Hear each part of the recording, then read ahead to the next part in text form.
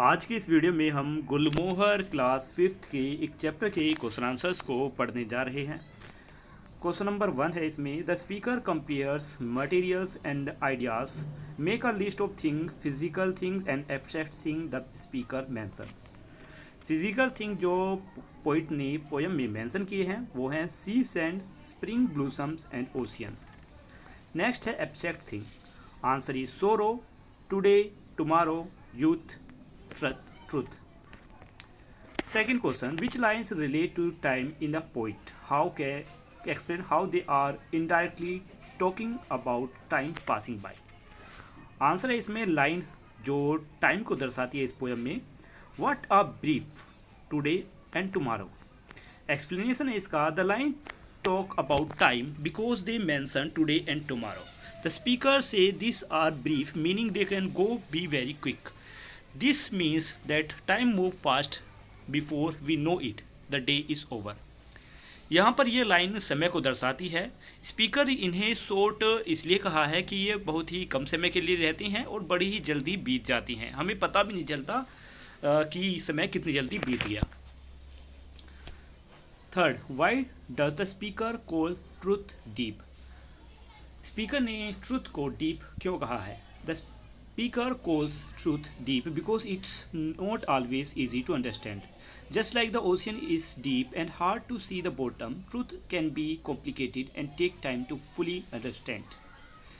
Speaker क्या कहना है कि सच बहुत गहरा होता है, क्योंकि जैसे समुद्र की गहराई को नहीं नापा जाता, नहीं पता चलता कि उसकी गहराइयों में क्या क्या छिपा है, वैसे ही सत्य को पूरी तरीके से जान पाना भी बहुत ही मुश्किल होता है। Read this line from the poem and answer the question that follow. What are heavy, sea, sand and sorrow? Question A, why is sorrow heavy?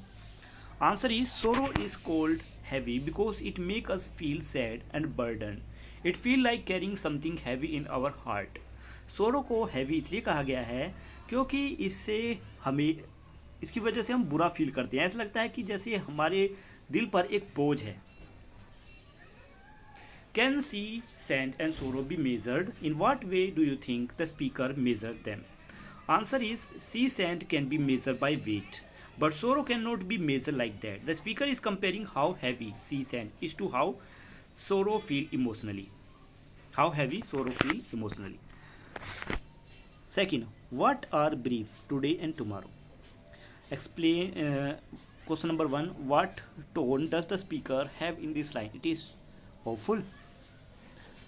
Answer is, the tone here is thoughtful, not really hopeful. The speaker is noticing how quickly time goes by.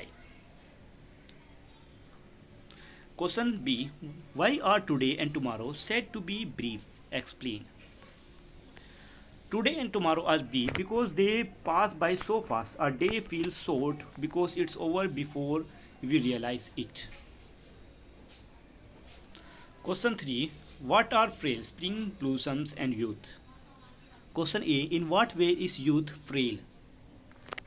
Youth यानी जवानी नाजुक क्यों है? Youth is frail because it does not last long. Being young is a short time in life, just like flower that does not last for before they wilt. कि जवानी भी एक नाजुक है क्योंकि ये ज़्यादा समय तक नहीं रहती, कुछ समय बाद ये एक फूल की तरह ये भी मुरझा जाती है। What do flower and youth have in common? Answer is, flowers and youth both are beautiful but don't last long. They are fragile and can fade quickly. Next, appreciating the poem. Question 1. In the poem, each question comes with two answers. How are they different from each other? In what ways does it reflect the mood of the poem? Answer is, each question is answered with one physical thing like sea, sand and one idea or feeling like sorrow. This shows how the poet connects the real world with our feeling, making the poet thoughtful and reflective.